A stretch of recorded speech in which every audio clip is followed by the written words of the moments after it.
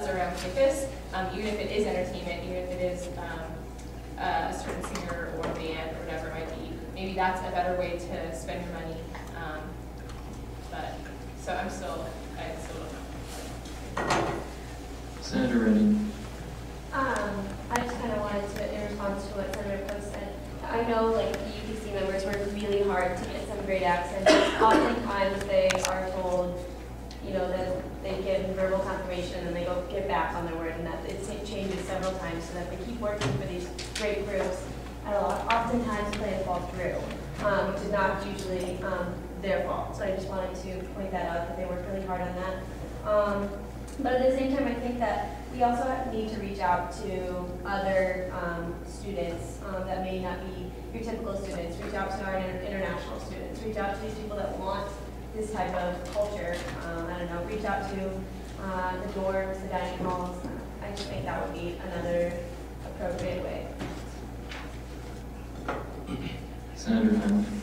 I just wanted to talk about a few points that some people brought up some concerns. The $40,000, that would be just the artist fee for a concert, and you still have to think about your venue costs, your lighting and sound, and so that $40,000 doesn't even cover the event. So it's not even raising it enough that they will not have to use some of their other budget to cover some of those costs. Two of the main things that people always are hard on UPC for are attendance at events, and then that we don't bring larger events. If you bring larger events, that's going to increase your attendance, so they kind of go hand in hand. Neil mentioned the niche, that we kind of try to hit niche markets, and a lot of that is because of the budget, and you can't bring those larger events. And so this will, I believe this will help increase attendance. And then, like Senator Redding said, it's just the nature of the entertainment business that a lot of times you will have these acts. They will confirm dates, they may even sign a contract with you, and if they get a better deal, it's pretty much like it's over with. So it does make it tough to plan events.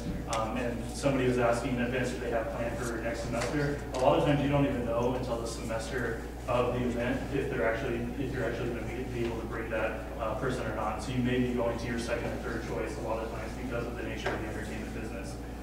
The concern about surveys and how they're handed out, if you go to their website, there's actually a place on their blog to say what you want to see them bring. So they do have that on their website that any student can go to and look at that and put in what they do want to bring. And then the website that's not up to date, it was redone this summer, and I know that there's still been some things with transitioning to the new chairs that has made that hard. And then with reaching out to diverse populations, a lot of the campus nightlife events that were done last year were done in conjunction with UPC. So a lot of those events were UPC events that they worked with other organizations on campus. And then also the grad students and law students that don't use the events, they can ask for these fees to be refunded. So it's not like we're forcing them to pay this fee. They can ask to be refunded the fees for this. And I'm a grad student myself, so. Senator Jenkins. I guess one quick couple notes I had. Some of the numbers I found, like in a PowerPoint presentation for their attendance, was the widest gauge they had last spring was 267 students attended that. Anthony Bourdain they had last fall of 2008, they had 382 students there. The marijuana debate they had last spring was 642 students. Then kind of under their nightlife budget, they had the hypnotist on East Campus had 484 students attended. I know something like they had more complete numbers, I guess, or somewhere. Something else, I know that we definitely brought up our concerns about the Ross in committee. We kind of heard some things about that, like how not very many students were going to it, it wasn't very well publicized. And I believe that now, like, the Ross is actually interested in putting some of these big name movies in there because they understand that some of our dollars are going to, the big corporations, and they're actually interested in trying to keep those dollars in the university and have students go to a university building, I guess, to do that. Kind of to elaborate more on what Neil said, like right now, they don't have the budget to draw a lot of these big name groups that will reach a very wide range of students. Some of these groups they're only able to afford will only hit a niche market right now. I mean, even the homecoming concert on East Campus, not everybody likes country as much as I do, or And and that's why only maybe 1,200 students went to it. So I mean, like, yeah, if you're getting a larger band that hits, that like GMT or other people like Andy Sandberg, it's going to hit a wider range of students. So then a wider range of students will attend those events, and therefore your attendance will go up.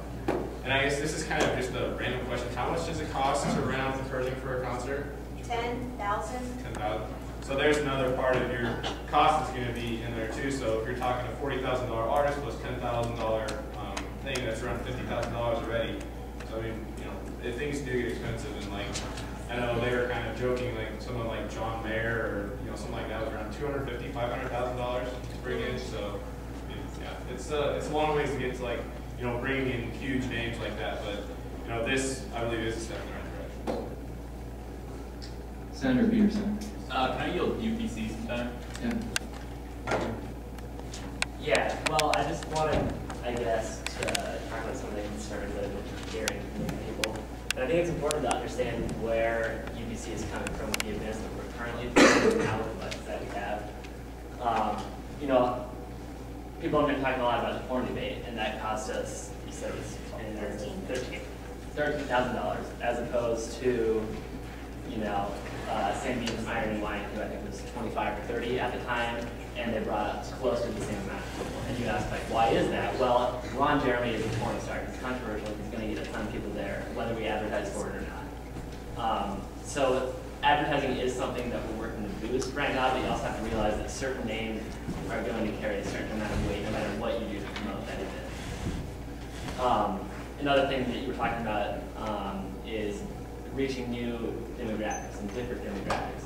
With the $20,000 budget we have per semester on entertainment events right now, we brought the Blue Scholars, and one of the big reasons we brought them was because that's a whole new crowd that showed up to that event that night. So yeah, there were only 250 students, but a huge majority of that 250 were students that we had never seen at the event before.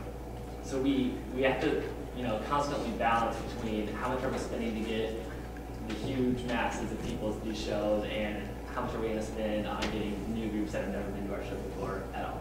So that's the constant trade-off we also have. A lot of you may have read the article that the DN published, I think it was last week sometime.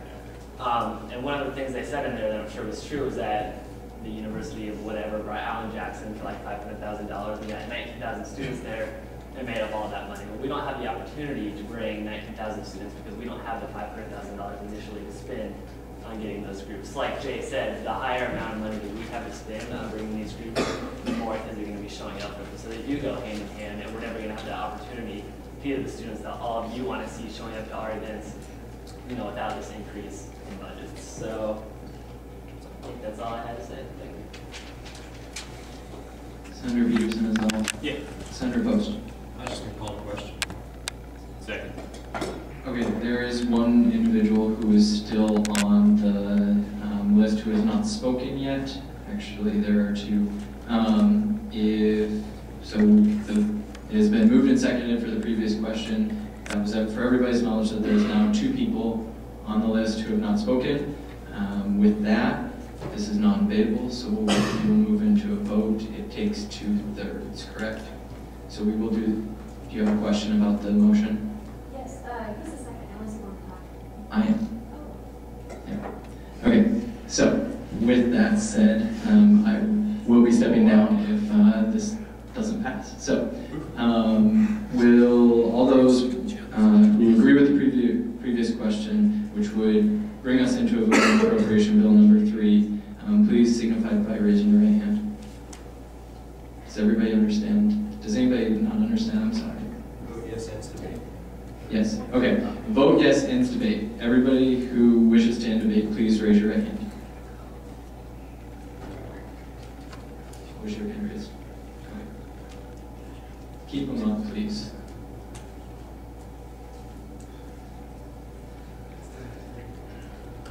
Okay. All those who wish or against, please raise your right hand.